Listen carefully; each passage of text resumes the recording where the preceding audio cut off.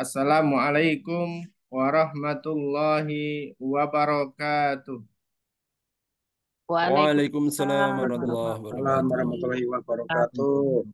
Aduh, Alhamdulillah, alhamdulillahi rabbil alamin. Nahmaduhu wa nasta'inuhu wa na'udzubillahi min shururi anfusina wa min sayyiati a'malina. May yahdihillahu fala mudilla lah wa may yudlilhu fala hadiyalah. Asyhadu an la ilaha illallah wahdahu la syarika lah wa asyhadu anna Muhammadan abduhu wa rasuluh.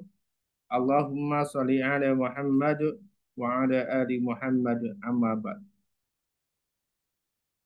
Bapak Ibu, kawan-kawan, ustadz-ustadzah yang berbahagia, alhamdulillah malam hari ini kita kembali dipertemukan oleh Allah Subhanahu wa taala untuk kita sama-sama belajar untuk kembali mengingatkan diri pribadi dan juga kepada kawan-kawan semuanya.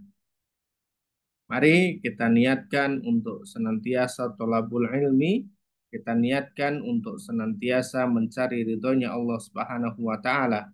Karena ketika kita niatkan ini dalam rangka untuk tholabul ilmi, dalam rangka untuk mencari ridhonya Allah Subhanahu wa taala, maka Allah lah yang nanti akan memudahkan bagi kita semuanya jalan-jalan untuk menuju surganya Allah Subhanahu wa taala. Salawat dan salam tidak lupa kita aturkan pada qudwatun Nabi kita Muhammad sallallahu alaihi wasallam, keluarga beliau, para sahabat dan juga orang-orang yang senantiasa istiqomah di jalannya. Semoga kita semuanya kelak mendapatkan syafaat dari Rasulullah sallallahu alaihi wasallam di yaumil akhir nanti. Allahumma amin. Bapak Ibu, kawan-kawan, ustadz-ustadzah, izin untuk membuka slide kita pada malam hari ini.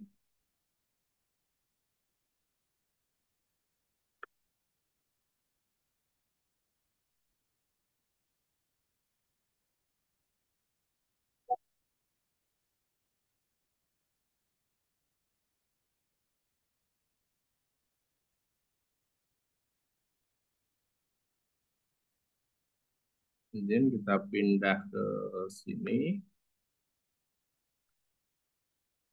Ya, Bapak Ibu, kawan-kawan yang berbahagia, ustadz-ustadzah semuanya, alhamdulillah ya, kita malam hari ini kembali mengingatkan segala sesuatu terkait dengan niat. Karena penting ini sebagai pondasi dasar dari segala aktivitas kita. Dan inilah yang nanti akan menentukan hasil akhir. Jadi hasil akhir dari setiap ibadah, hasil akhir dari setiap amalan yang kita kerjakan, semuanya bermula dari yang namanya niat. Maka penting bagaimana kita senantiasa untuk meluruskan niat-niat kita, untuk memperbarui niat-niat kita, untuk memperbaiki niat-niat kita, agar niat kita senantiasa berada pada ril atau jalur yang benar. Bisa saja seseorang awal melakukan amalan, niatnya karena Allah Subhanahu wa taala. Tetapi di persimpangan jalan, dia harus berbelok arah lantaran sesuatu hal. Dan ini banyak terjadi gitu ya. Tidak hanya di era sekarang, tetapi di era para sahabat-sahabat pun juga ada. Bahkan ada yang hijrahnya bersama dengan Nabi, tetapi begitu mereka sampai di tempat tujuan, sampai akhirnya kemudian mereka terlena oleh dunia, yang akhirnya mereka memilih mencintai dunia ketimbang Allah dan Rasulnya. Ada seperti ini. Ya. Tapi ada juga yang nanti ketika dari awal niatnya bukan karena Allah dan Rasulnya, niatnya karena hanya ingin mendapatkan pujian dari makhluknya, ingin mendapatkan pujian dari sesama, namun di persimpangan jalan tersadar lalu kemudian kembali memperbaiki hatinya, menata niatnya hingga menjadi niat yang benar. Ini pun juga ada, banyak terjadi di kalangan kita dan juga di kalangan para sahabat.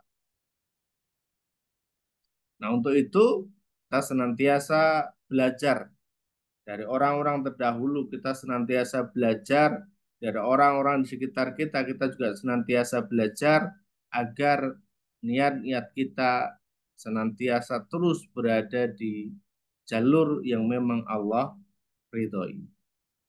Karena ketika kita salah dalam menentukan niat, kita salah dalam memilih niat, maka bisa saja kita akan tersesat. Nah, tentu ketika kita masih tersesat di dunia, kita masih bisa kembali, kita masih bisa memperbaiki diri, kita masih bisa mengulang kembali, tetapi ketika nanti tersesatnya sudah di akhirat, maka sudah tidak ada lagi tempat untuk kembali. Nah, mumpung kita semuanya masih diberikan kesempatan oleh Allah Subhanahu wa taala berada di dunia ini, masih diberikan kesempatan untuk belajar, masih diberikan kesempatan untuk saling mengingatkan, masih diberikan kesempatan untuk saling tolabul ilmi, sama-sama belajar, saling silaturahmi, maka mari kita manfaatkan dengan sebaik-baiknya agar niat-niat yang kita miliki ini senantiasa dalam bingkai ridhonya Allah Subhanahu wa taala.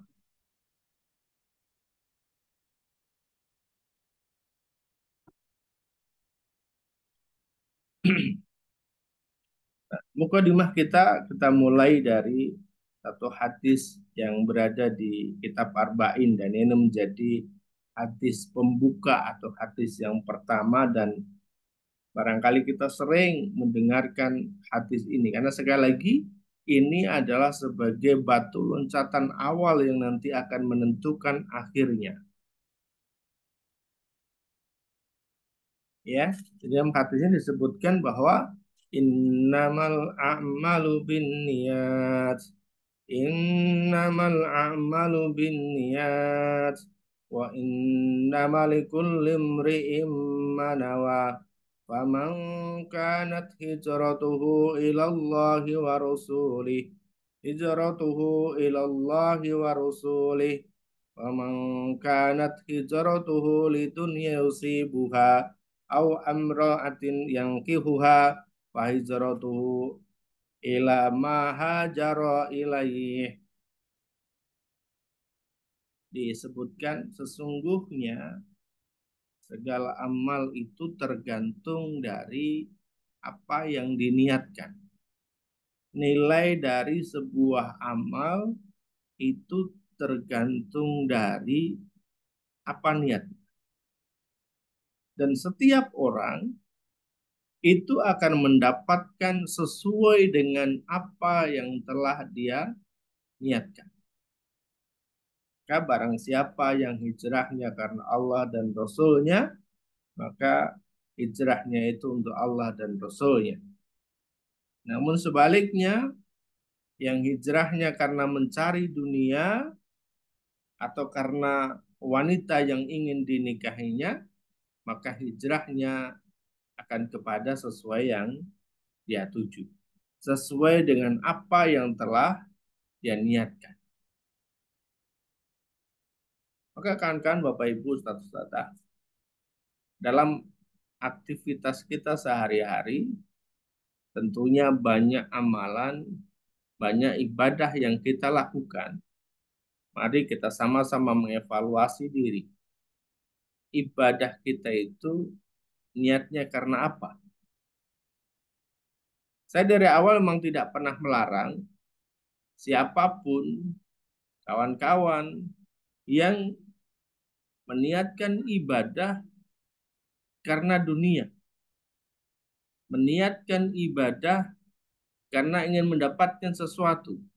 Meniatkan ibadah karena ingin dilunaskan hutangnya oleh Allah Subhanahu wa taala.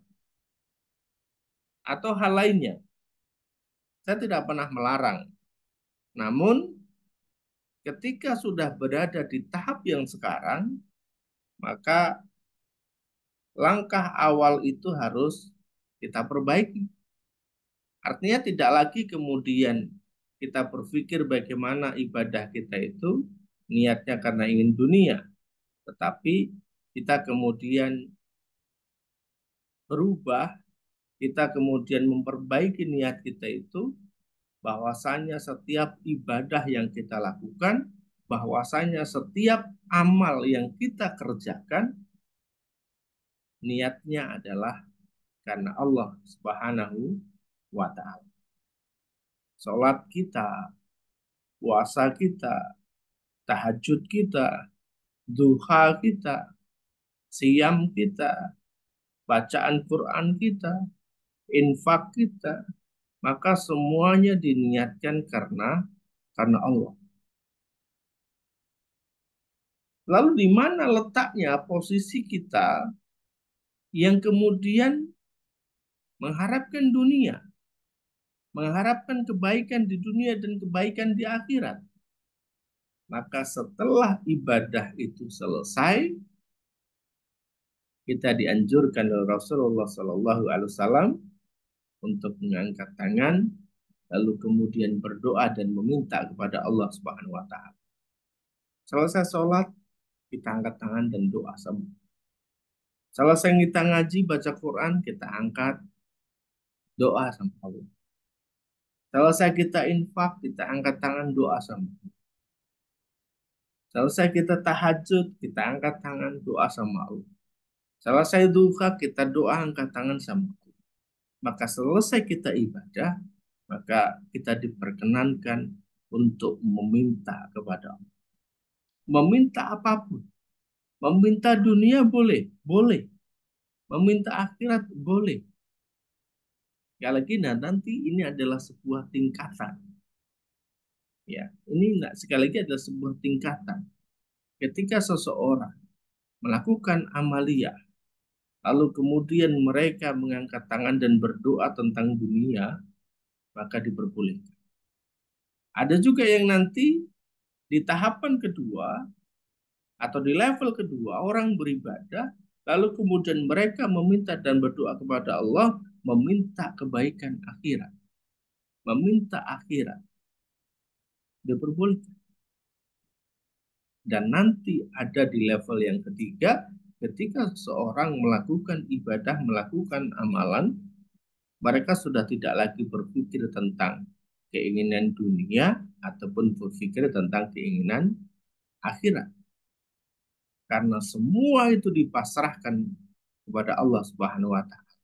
Yang terpenting adalah Allah ridho. Yang dicari adalah keridhaan Allah Subhanahu wa Ta'ala. Dan bagi orang-orang yang ridho itu, ibaratnya ketika mau ditaruh oleh Allah di tempat yang baik, ya mereka akan terima. Ditaruh di tempat yang tidak baik, ya mereka akan terima. Dimasukkan surganya Allah, ya terima. Dimasukkan nerakanya Allah, terima. Asalkan Allah ridho. Memang dengan itu adalah Allah ridho. Karena yang dicari, yang dikejar adalah keridhaan Allah Subhanahu wa Ta'ala. Termasuk ketika kemudian kita di dunia diberikan banyak ujian oleh Allah Subhanahu wa Ta'ala, diberikan banyak hal-hal yang memang harus kita selesaikan, persoalan-persoalan itu, asalkan Allah ridho, maka seseorang akan ikhlas. Kalaupun memang harus kehilangan segalanya, kalaupun memang harus kehilangan seluruh hartanya, asalkan Allah ridho, ya dia akan ikhlas menjalani itu. Memulai segala sesuatu dari nol lagi, memulai segala sesuatu dari apa yang dia tidak miliki. Namun terkadang ada beberapa di antara kita yang mereka berusaha untuk ikhlas kepada Allah Subhanahu wa Ta'ala, namun mereka belum benar-benar ikhlas melepaskan keinginan-keinginan tentang dunia. Contoh misalnya, ada yang ingin segera dilunaskan amanahnya oleh Allah, tetapi mereka masih bersikukuh megang kendaraannya, mereka masih bersikukuh megang rumahnya. Padahal ketika itu kendaraan dia lepas, rumah dia lepas, barangkali amanahnya sudah lunas. Dan ada satu pengalaman yang menarik yang dialami oleh kawan-kawan kita adalah ketika mereka betul-betul sudah berada di tahapan ikhlas, sudah betul-betul mencari ridhonya Allah dan harus melepaskan dengan banyak hal, melepaskan kendaraannya, melepaskan rumahnya, bahkan melepaskan apapun, asalkan Allah ridho, justru kemudian setelah semua dilepaskan itu, Allah datang memberikan ganti yang jauh lebih baik. Yang jauh lebih baik dari apa yang telah mereka lepaskan. Sekali lagi semua kembali kepada niatnya masing-masing. Kalau memang niatnya ingin betul-betul terlepas dari dosa riba, betul-betul ingin terlepas dari keburukan-keburukan yang pernah dilakukan, betul-betul ingin taubat kepada Allah Subhanahu wa taala, ya tentunya akan ikhlas ngejalanin itu semua. Saya pernah kasih gambar, ketika seorang karyawan yang kemudian melakukan kesalahan, lalu kemudian diberikan teguran oleh si bos, diberikan sanksi oleh si bos, maka karyawan ini akan dengan ikhlas ngejalanin teguran itu. Bahkan ketika memang harus mengganti rugi, harus kehilangan apapun, ya akan dilakukan asal tidak dipecat menjadi karyawan. Begitu juga dengan diri kita. Kita boleh kehilangan apapun asal tidak kehilangan Allah Subhanahu wa taala, ya. Kita lanjut. Nah, ada kata-kata yang menarik nih disampaikan oleh Buya Hamka di kawan-kawan. Kali ada yang sering mendengar juga kalimat ini. Buya Hamka pernah menyampaikan, kalau hidup sekedar hidup, babi di hutan juga hidup. Kalau bekerja sekedar bekerja, kera juga bekerja. Artinya apa? Sekalian. Artinya memang kita harus punya nilai lebih. Dalam kehidupan kita itu ada nilai lebih yang memang harus kita perjuangkan. Berarti ada niat-niat dalam diri kita itu untuk bisa melakukan hal-hal yang lebih. Tidak hanya sekedar hidup saja, tetapi bagaimana kehidupan kita itu bisa memberikan manfaat kepada banyak orang.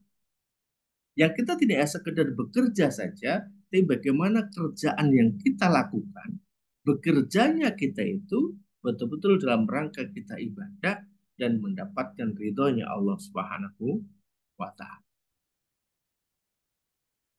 Ya, ini pengingat bagi kita semuanya agar kita senantiasa punya nilai yang lebih, punya value yang memang kita berikan, yang memang kita bisa lakukan dalam rangka kita ini tidak sekedar makhluk atau hambanya Allah yang biasa-biasa saja, maka kita bisa melakukan aktivitas yang jauh lebih itu. Karena kita tidak mau tentunya ketika disamakan dengan binatang, ya.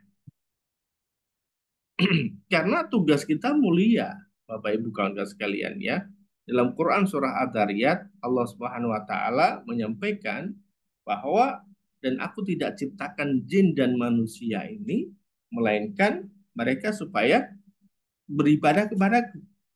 Jadi kita diciptakan oleh Allah Subhanahu wa taala itu tugasnya adalah beribadah kepada Allah. Wa ma khalaqtul jinna wal insa illa liya'budun.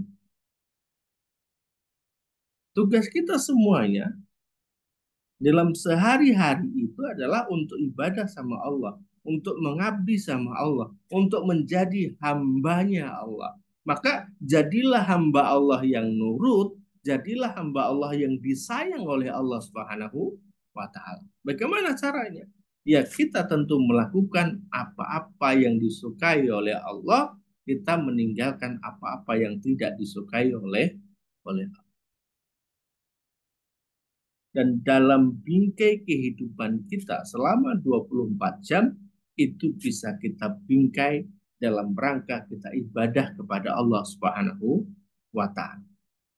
Ketika di pagi hari kita beraktivitas, kita bekerja, itu bisa diniatkan karena ibadah, bisa dinilai ibadah, bisa menghasilkan pundi-pundi pahala. Bahkan ketika kita makan, itu bisa nilainya ibadah. Ketika kita tidur, itu nilainya bisa ibadah. Ketika kita ke kamar mandi, itu nilainya bisa ibadah. Maka dalam bingkai kehidupan kita selama 24 jam, itu bisa dinilai ibadah. Manakala apa? Manakala kita mengharapkan ridhonya Allah, manakala kita ikhlas karena Allah, manakala niatnya kita betul-betul karena Allah Subhanahu wa Ta'ala. Lalu kemudian cara yang kita lakukan sesuai dengan yang diajarkan, sesuai dengan sunnahnya Rasulullah Shallallahu Alaihi Wasallam. Jadi caranya benar, niatnya benar, caranya benar melakukan itu. Misalkan kita diajarkan sebelum makan kita baca basmalah, kita menggunakan tangan kanan, kita sambil duduk, dan lain sebagainya. Ini bagian-bagian dari bagaimana kita ngejaga tadi. Makan saja bisa nilainya ibadah. Apalagi kalau nanti kemudian dalam bingkai kita sholat, dalam bingkai kita baca Quran, maka ini tentu nilainya adalah ibadah kepada Allah Subhanahu wa Ta'ala. Maka saya ingin Bunda sampaikan kepada kawan-kawan semuanya, kepada Bapak Ibu, saudara-saudara, bahwasanya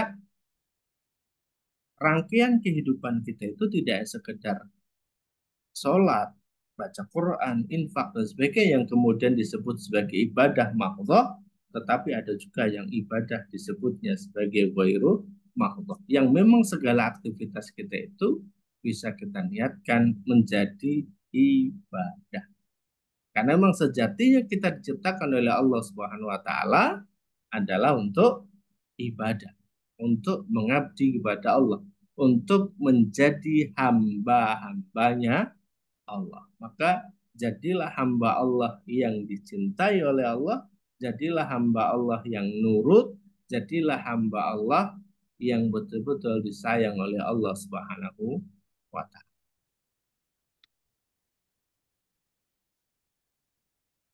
Nah, kawan-kawan, Bapak Ibu semuanya, niat itu adalah tujuan. Seseorang tentu sudah punya tujuan masing-masing, mau kemana.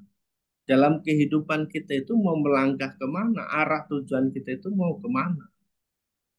Dan ketika kita salah menentukan arah, salah menentukan tujuan, maka tentu kita akan kesasar. Tentu kita akan tersesat. Jadi kalau anak-anak sekolah dulu yang suka pramuka, itu kan ada namanya kegiatan mencari jejak.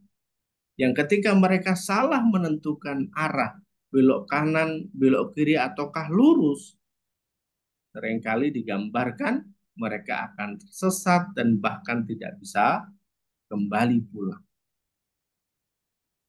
Nah, dalam kehidupan kita juga demikian Bapak Ibu kawan-kawan semuanya. Karena sekali lagi niat ini adalah tujuan.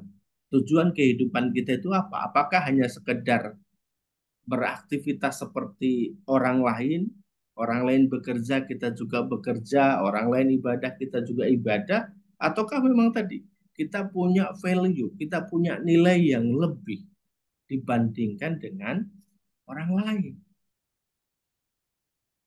Maka kita di Maluturan diajarkan bagaimana agar kita itu punya niat-niat yang betul-betul, niat kita itu adalah pada tujuan yang benar, yaitu adalah Allah Subhanahu wa Ta'ala. Dan ini sekali lagi sebagai basic, ini sebagai pondasi. Niat itu adalah sebagai pondasinya kawan-kawan.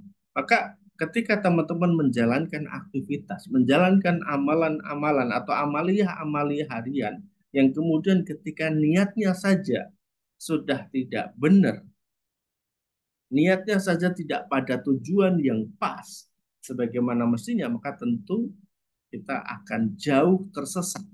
Jadi orang yang salah menentukan arah itu bukannya justru akan semakin jauh dari tujuan yang sebenarnya. Contoh misalnya teman-teman mau ke Surabaya, tapi teman-teman salah menentukan tujuan, salah menentukan arah, maka bisa jadi teman-teman malah semakin jauh dari Surabaya.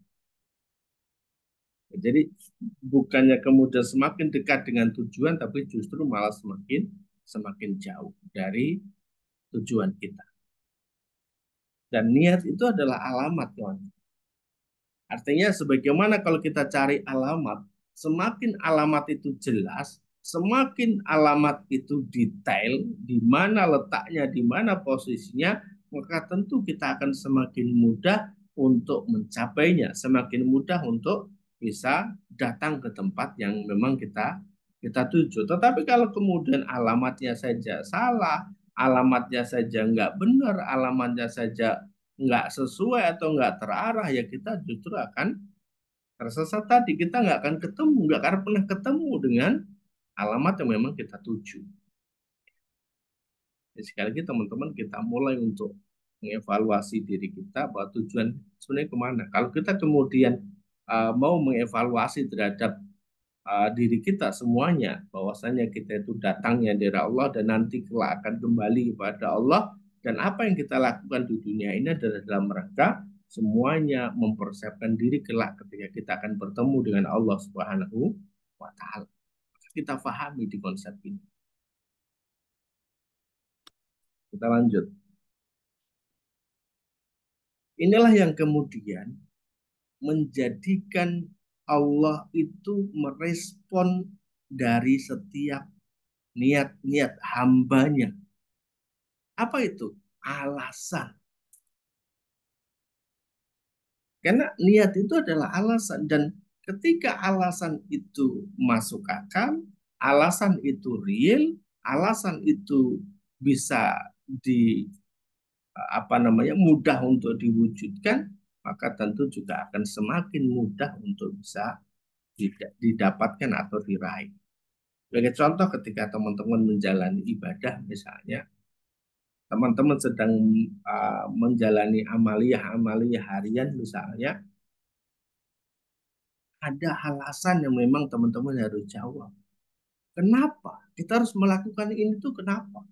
Kenapa teman-teman tuh harus ibadah? Kenapa teman-teman itu harus silaturahmi? Kenapa teman-teman itu harus infak? Kenapa teman-teman itu harus baca Quran?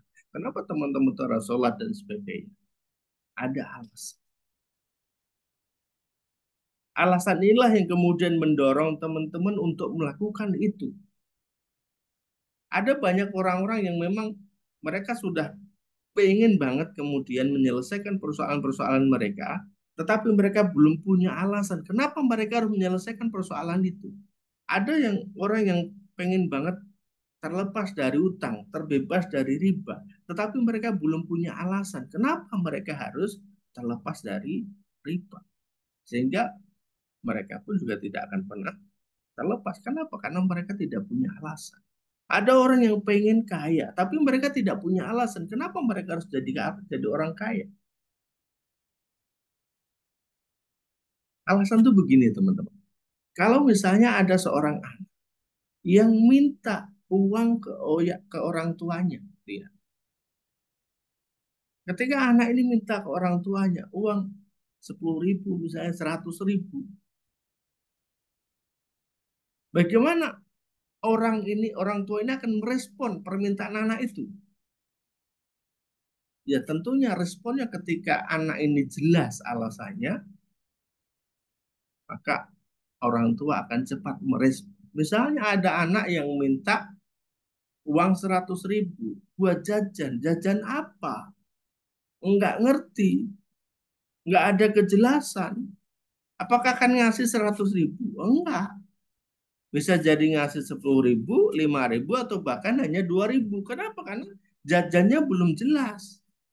Kalau anak ini minta jajan kemudian dikasih 100.000 bisa jadi jajannya yang neko-neko gitu ya, yang bisa jadi membahayakan anak itu sendiri.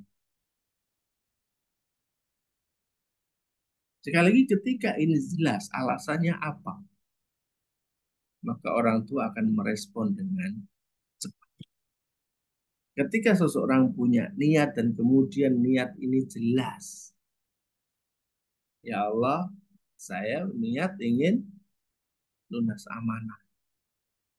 Alasannya apa?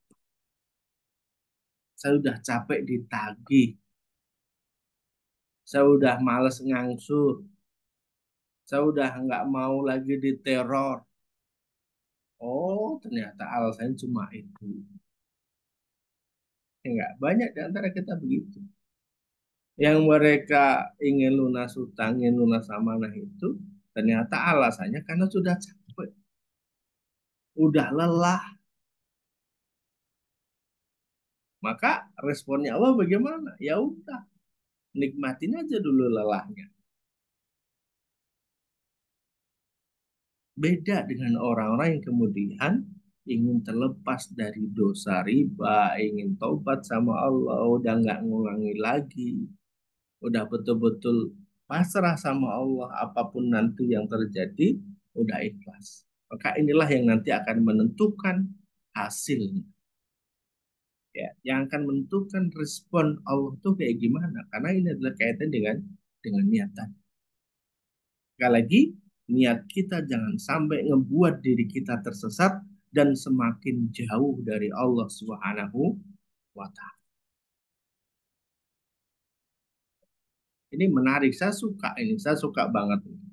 Kenapa? Karena barang siapa yang berniat melakukan kebaikan, baru niat saja loh ini ya, berniat melakukan kebaikan, lalu mereka tidak jadi mengerjakan karena alasan tertentu, maka Allah menuliskan di sisinya satu kebaikan yang sempurna.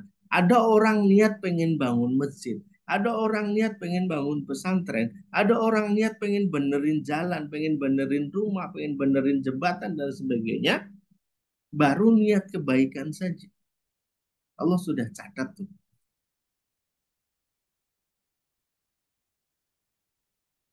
Dan ketika seseorang kemudian mereka jadi mengerjakannya, maka Allah catat kebaikan-kebaikan yang berlipat dia. Jadi dia jika berniat mengerjakan kebaikan lalu mengerjakannya, maka Allah menulis di sisinya sebagai 10 kebaikan hingga 700 kali lipat. Namun sebaliknya, nih dengan niat nih. Kalau tadi baru niat saja udah cara satu kebaikan dan kemudian dikerjakan, Allah catat 10 kebaikan. Tapi kalau niat keburukan dan kemudian tidak jadi mengerjakannya, Allah menulisnya justru malah satu kebaikan. Dan ketika mereka punya niat keburukan dan kemudian jadi melakukannya, maka Allah menulisnya hanya satu keburukan saja. Maka sering kami sampaikan, niat saja. Miliki niat-niat yang besar. Miliki niat-niat yang bisa ngebangun. Miliki niat-niat agar kita tuh bisa bermanfaat bagi orang lain. Tidak hanya untuk diri kita sendiri, kawan. Maka disinilah nilainya. Kenapa? Baru niat saja sudah mendapatkan kebaikan dari Allah Subhanahu wa Ta'ala. Apalagi kalau kemudian nanti kita bisa mengerjakan. Nah, ini ada 4 golongan yang kaitannya dengan niat, teman-teman. Ya. Ada 4 golongan yang ketika mereka berpikir tentang dunia atau tanggapan mereka terhadap dunia, respon mereka terhadap dunia. Yang pertama, ini orang yang punya ilmu dan punya harta. Maka orang yang punya ilmu dan punya harta ini, mereka akan menggunakan hartanya untuk kebaikan-kebaikan di jalan Allah. Karena ngerti mereka punya ilmunya, punya hartanya. Jadi tinggal praktek saja. Beda dengan golongan yang kedua, mereka punya ilmu tapi tidak memiliki harta. Setidaknya mereka di golongan kedua ini orang-orang yang punya ilmu, maka punya niatan. untuk melakukan kebaikan ketika mereka diberikan harta berlebih oleh Allah Subhanahu wa taala. Teman-teman, malam ini barangkali masih di tahapan yang kedua, punya ilmunya. Oh ya udah, mulai dari punya ilmu itu kita niat ingin bangun masjid, ingin ngebangun jalan. Pokoknya kita niat aja dah, bikin kegiatan-kegiatan yang positif, bikin kegiatan-kegiatan yang baik untuk masyarakat sekitar kita. Agar kita bisa bermanfaat bagi banyak banyak orang. Maka miliki. Ya, jadi tahapan kedua ini punya ilmu tapi memang tidak memiliki harta. Maka dengan keilmuan itu membayangkan seandainya nanti seperti orang nomor satu punya harta maka akan dimanfaatkan untuk kebaikan. Nah, ada golongan yang ketiga, yaitu orang-orang yang tidak memiliki ilmu, tetapi mereka memiliki harta. Sehingga harta yang dia miliki karena tidak punya ilmunya dimanfaatkan bukan untuk ketaatan kepada Allah Subhanahu wa taala. Hartanya dimanfaatkan bukan untuk dalam rangka bermanfaat bagi orang lain. Nah, yang keempat ini yang berbahaya lagi gitu ya, yaitu orang yang tidak punya ilmu dan orang yang tidak punya harta. Maka mereka akan membayangkan andainya mereka diberikan harta, mereka akan membayangkan seperti orang yang nomor tiga, seperti di golongan ketiga, memanfaatkan harta itu bukan dalam ketaatan kepada Allah Subhanahu wa taala. Maka setidaknya kawan-kawan sekalian, kita minta kepada Allah agar dijadikan oleh Allah Subhanahu wa taala menjadi golongan yang kedua, minimal menjadi golongan yang kedua, menjadi golongan orang-orang yang punya ilmu dan kemudian dengan ilmu itu bisa punya niatan-niatan yang baik agar kita bisa berbagi manfaat kepada banyak orang. Dan semuanya dimulai dari diri sendiri.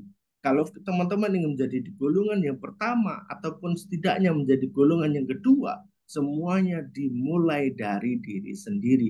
Niat itu dimulai dari diri sendiri, dorongannya dari diri sendiri. Dan Allah itu tinggal merespon saja gitu ya. Allah itu tinggal merespon saja.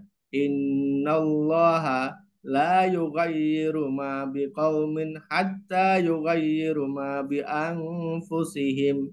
Sesungguhnya Allah tuh nggak bakalan ngerubah suatu kaum, ngerubah keadaan ente, ngerubah keadaan kita semuanya ini kalau kita hanya diem saja, kita nggak melakukan apapun, kita tidak merubah apa-apa yang dalam diri kita. Yaitu apa? Ya setidaknya dimulai dari niatnya. Kalau kita mau berubah, teman-teman mau berubah, maka dimulailah dari niatnya. Niat berubah. Kalau teman-teman tidak ada niat, ya nggak akan berubah. Teman-teman yang menjadi lebih baik, tapi teman-teman tidak mulai dari niatnya, nggak akan bisa. Besok tiba-tiba besok berubah, nggak bisa. Semua dimulai dari setidaknya apa yang ada dalam diri kita, yaitu adalah niat. Maka kita mulai dari niat. Ketika kita sudah melakukan perubahan yang ada dalam diri kita, maka Allah yang nanti akan memproses, Allah lah yang akan merespon dengan ngebantu atau memberikan bimbingan bagi kita itu mudah dalam jalan kita untuk menuju perubahan itu. Ya, jadi sekali lagi perubahan itu dimulai dari dalam diri kita, yang ada dalam diri kita itu dimulai dari niat. Ya, innallaha la yughayyiru ma biqaumin hatta yughayyiru ma bi anfusihim. Apa yang ada dalam diri kita. Nggak perlu ngelihat keluar dulu, dimulai dari apa yang ada dalam diri kita. Ada teman-teman ingin ekonominya berubah, tapi nggak mau belajar tentang ilmu ekonomi. Ada yang ingin keuangannya berubah, tapi tidak mau belajar tentang ilmu keuangan. Ya clear, nggak akan ada perubahan apapun. Setidaknya ada niat dimulai dari dalam diri kita. Oh iya, saya harus belajar. Saya harus memulai gitu loh. Ya, teman-teman mau jualan laris tapi nggak pernah nawarin, teman-teman nggak pernah promosi, ya nggak akan bisa. Karena semua proses, ya.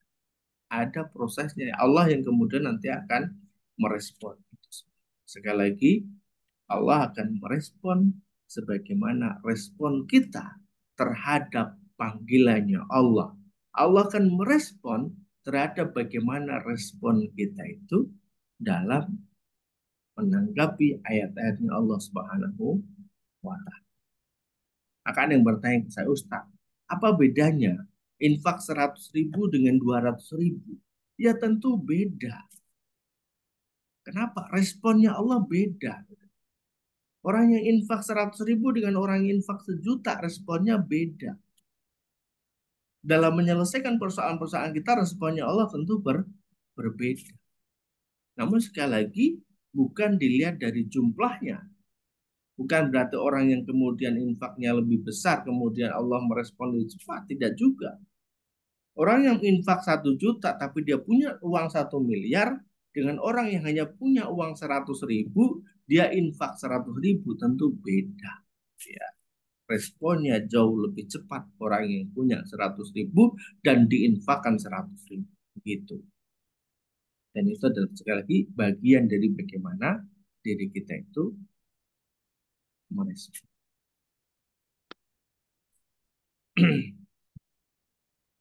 Nah, ini pengingat bagi diri kita bahwasanya kita sudah dikasih rambu-rambu nih sama Allah. Wabtaghi fima ataqallahu daral akhirah wala tansa nasibaka minad dunya. Dan carilah apa-apa yang telah Allah anugerahkan kepadamu, yaitu adalah kebahagiaan negeri akhirat yang memang harus kita kejar. Namun jangan pernah engkau lupakan bagianmu di dunia ini. Kita punya hak juga di dunia ini. Dan rumus kami adalah ketika teman-teman bisa merasakan kebahagiaan di dunia, maka teman-teman juga akan bisa merasakan kebahagiaan di akhirat. Rasanya kok berat gitu ya. Ketika kita di dunia tidak bisa merasakan kebahagiaan, bagaimana kita nanti bisa merasakan kebahagiaan di akhirat ya. Sekali lagi ini tidak dalam rangka bukan hitung-hitungan nominal ya, sekali lagi tidak, tetapi bagaimana kemudian ini adalah dalam rangka kita itu merespon setiap ayat-ayatnya Allah Subhanahu wa Ta'ala. Nah, kami terakhir menyampaikan bahwasanya kita harus memiliki peran-peran kebaikan dalam kehidupan kita. Maka niatkan dalam kehidupan kita itu agar bisa bermanfaat bagi orang lain. Apa yang kita miliki ini harus bisa bermanfaat bagi orang lain. Mulai dari tenaga kita, setidaknya kehadiran kita tuh membuat orang lain senang. Setidaknya kehadiran kita tuh membuat orang lain tenang. Setidaknya kehadiran kita itu membuat orang lain bahagia. Senyum kita itu membuat orang lain senang, bahagia. Apalagi nanti dengan hal lainnya yang bisa kita lakukan. Tenaga kita, harta kita, dan sebagainya. Maka niatkan dalam diri kita itu agar bisa bermanfaat bagi orang lain. Tidak hanya sekedar egois, bermanfaat untuk diri kita sendiri, tidak. Tetapi bagaimana agar kita itu punya value, punya nilai yang kita bisa tawarkan, yang kita bisa berikan. Ini loh ya Allah, saya punya value. Ini loh ya Allah, saya bisa berbagi keilmuan di sini. Ini loh ya Allah, saya bisa berbagi keuangan di sini. Ini loh ya Allah, saya bisa berbagi kesempatan di sini. Ini loh ya Allah, saya bisa berbagi tenaga di sini.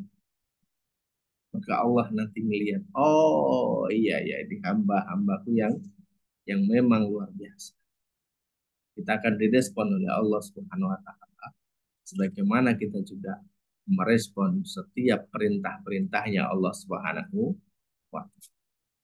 Baik, insya Allah demikian Bapak Ibu, kawan-kawan malam hari ini. Sekali lagi ini mengingatkan diri pribadi saya dan juga kepada kawan-kawan semuanya, Ustadz-Ustadzah, Bapak Ibu semuanya, agar kita senantiasa untuk mengevaluasi niat-niat kita. Karena bisa jadi niat kita dari awal sudah benar, niat kita dari awal sudah lurus, tapi di persimpangan jalan ada banyak godaan yang ngebuat diri kita harus berbelok arah.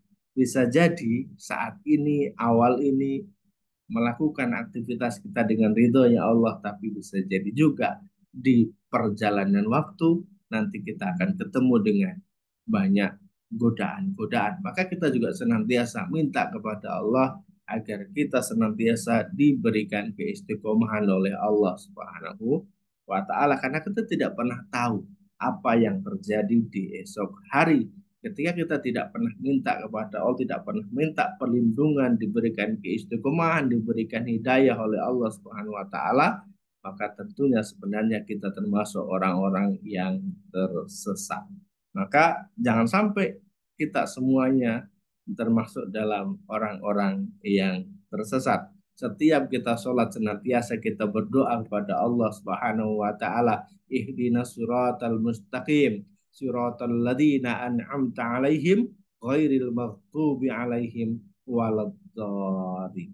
Baik, demikian Bapak Ibu kawan-kawan yang berbahagia. Insya Allah nanti kita sambung di sharing dan diskusi.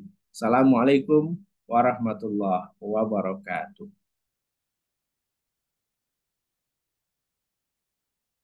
Waalaikumsalam warahmatullahi wabarakatuh. Waalaikumsalam warahmatullahi wabarakatuh. Ya Allah, khairan pada Kang Ustadz Udin Yulianto yang telah menyampaikan materi luar biasa ya pada malam hari ini. Insya Allah memberikan motivasi semangat untuk kita semuanya ya, agar selalu menjaga, meluruskan niat-niat kita. Baik, Bapak Ibu saudara yang dirahmati Allah SWT, Alhamdulillah ya, materi kajian sudah tersampaikan. Insya Allah kita akan melanjutkan ke sisi sharing ya, sharing diskusi. Baik, mungkin dari Bapak Ibu sudah ada yang mempersiapkan pertanyaan. Silahkan bisa langsung atau ditulis melalui room chat. Ya, silakan. Yang ingin sharing langsung bisa langsung buka mic ya untuk menyampaikan sharingnya. Pak Firman mau ada yang disampaikan silakan langsung Pak Firman. Pak Firman. Assalamualaikum warahmatullahi wabarakatuh. Waalaikumsalam warahmatullahi wabarakatuh. Alhamdulillah, terima kasih atas waktunya. Langsung saja ini yang ingin saya tanyakan, bagaimana cara memantapkan niat gitu. Kadang saya itu niatnya itu udah bulat, nah gitu kan, udah niatnya udah bagus seperti itu, tapi di suatu eh, lain ada niatnya itu berubah lagi gitu ya kan. Jadi eh,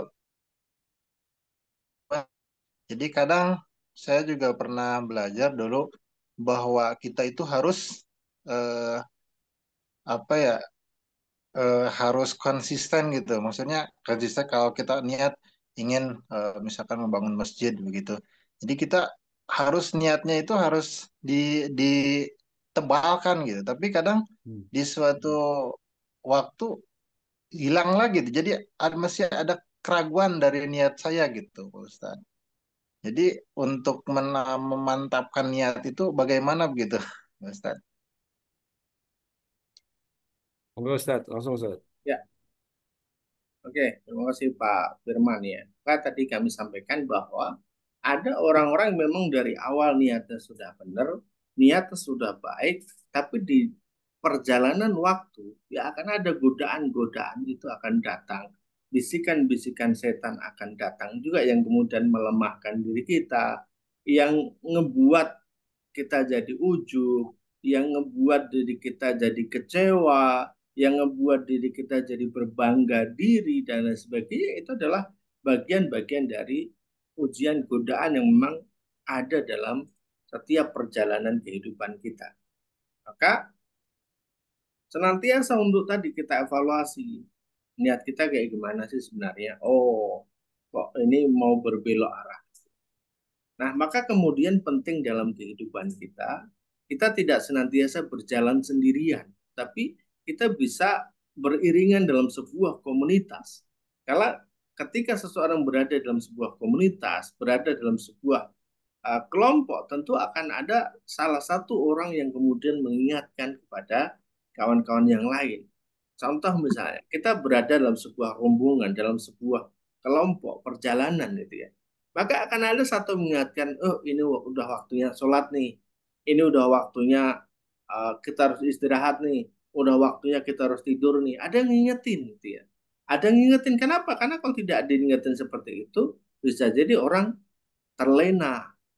Kemudian waktu sholatnya terlewat, aktivitasnya terlewat, istirahatnya terlewat, dan sebagainya. Maka penting kemudian bagaimana kita bisa berjamaah. Penting bagaimana agar kita itu bisa berkomunitas. Karena disitulah nanti yang akan senantiasa mengingatkan kita. Kita tidak bisa melihat uh, kejelekan diri kita. Kita tidak bisa kemudian melihat nilai-nilai negatif dalam diri kita, tapi orang-orang terdekat kita, kawan-kawan kita yang berada dalam komunitas, yang berada dalam jamaah itu bisa mengingatkan, ingat sudah salah loh, gitu ya. Ingat tidak boleh ujub, ingat tidak boleh riak dan sebagainya. Maka kita akan diingatkan itu.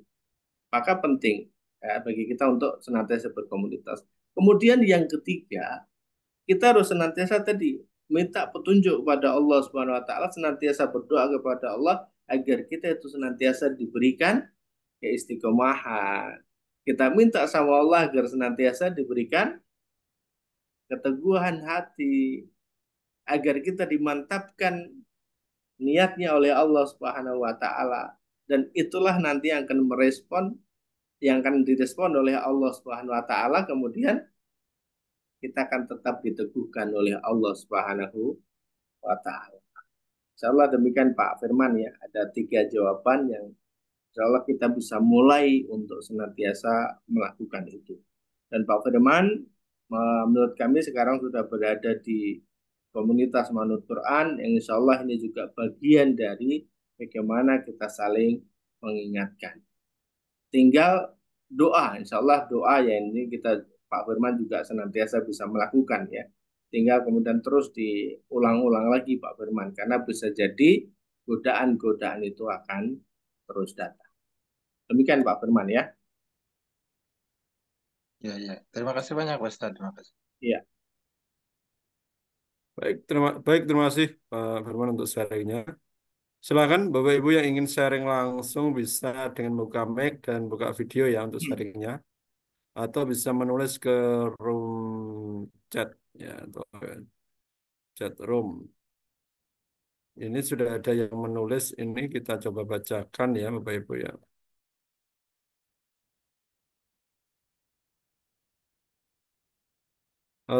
Dari Pak Bobi ya. Assalamualaikum Ustaz, izin bertanya. Witir 1 rakaat dan witir 3 rakaat, apakah ada perbedaan fadilahnya? Dan mengerjakan witir setelah isya atau setelah tahajud, apakah berbeda juga fadilahnya? Syukran Ustaz. Monggo Ustaz, salat witir Ustaz. Baik, ketika kita berbicara tentang fadilah, maka sebenarnya tidak ada perbedaan fadilah di dalamnya. Hanya kemudian mana yang lebih utama kan begitu. Ya, contoh misalnya orang infak 100 dengan infak 200, tentu dari nilai fadilahnya sama. Tetapi mana yang lebih utama, apakah 100 ataukah 200? Tentu ini berbeda. Nah, pertanyaan kemudian kembali ke soal witir. Apa perbedaannya witir 1 rakaat dan witir 3 rakaat? Kalau Rasulullah itu mencontohkan 3, ya sudah kita lakukan 3. Sebagaimana Rasulullah juga lakukan itu.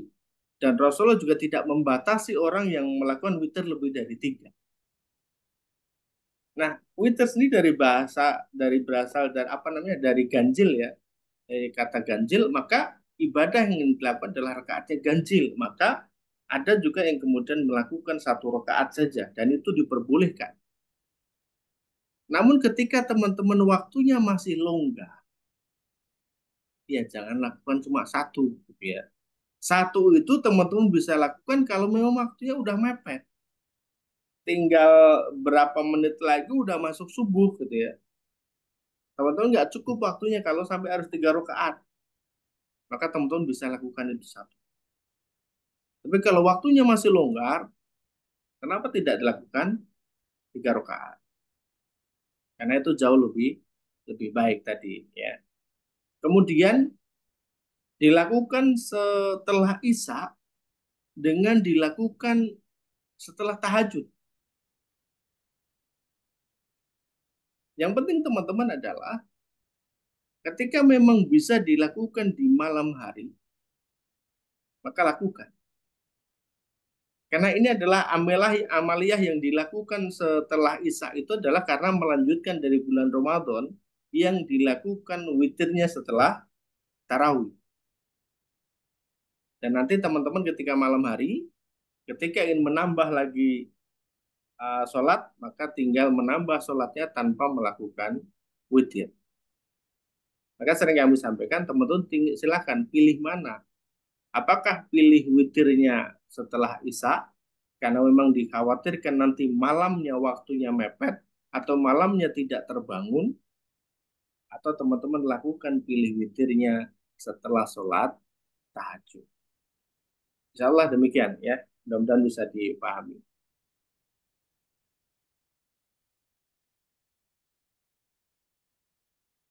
Baik, yang ingin sharing langsung, persilakan ya. Ini masih ada yang bertanya dari Bu Wiyanti. Untuk meminta kepada Allah setelah sholat, baiknya dengan mengangkat tangan atau sujud, Ustaz. Monggo, Ustaz. Ya, Rasulullah itu berikan contoh ketika kita berdoa itu dengan mengangkat tangan.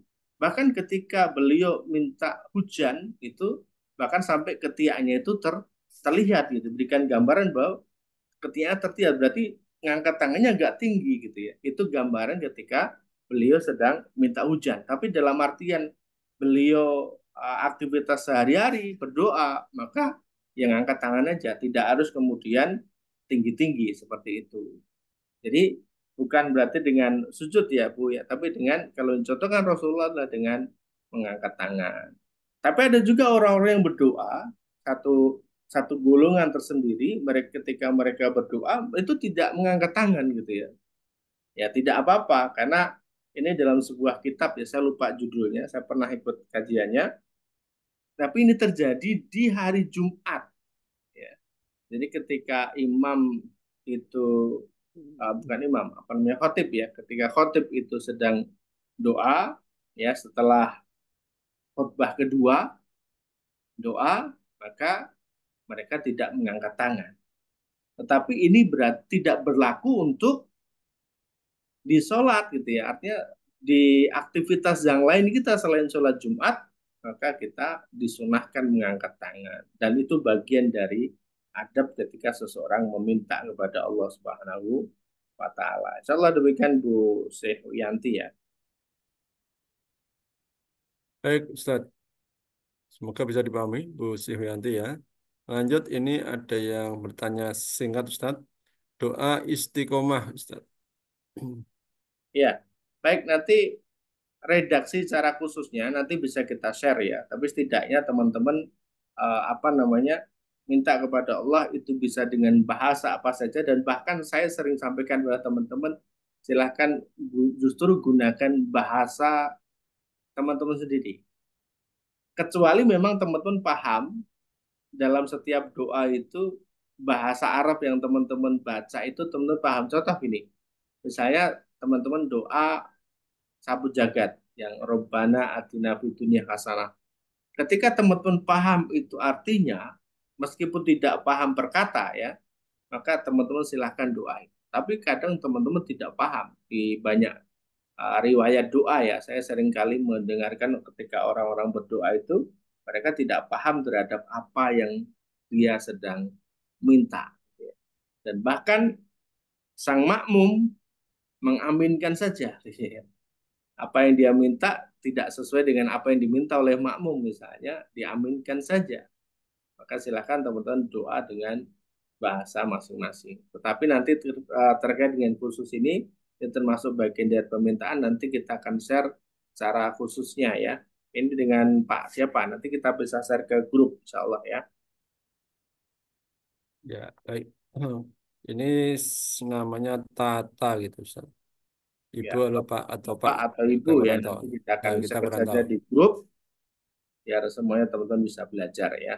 Tapi Ya, setidaknya teman-teman harus paham uh, setiap doa yang teman-teman baca. Gitu.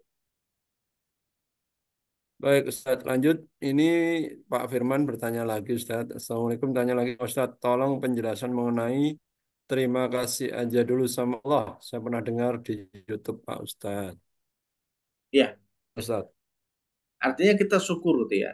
Kita syukur sama Allah Subhanahu wa taala karena memang Allah tuh udah kasih kita tuh banyak banget itu ya. Allah tuh udah kasih kita banyak banget mulai dari bangun tidur. Teman-teman ketika bangun, Rasul udah ajarkan alhamdulillahilladzi ahyana ba'dama amatana wa ilaihin nusyur. Kita diminta bersyukur pada Allah Subhanahu wa taala bangun tidur itu. Kenapa? Karena sewaktu kita tidur, teman-teman, ketika waktu tidur, kita itu betul-betul dijaga oleh Allah Subhanahu wa taala. Kita semuanya betul-betul dijaga oleh Allah. Dari apa? Dari binatang-binatang yang jahat. Apa dari binatang-binatang yang berbahaya ya. Dari binatang-binatang yang berbahaya. Kita betul-betul dijaga.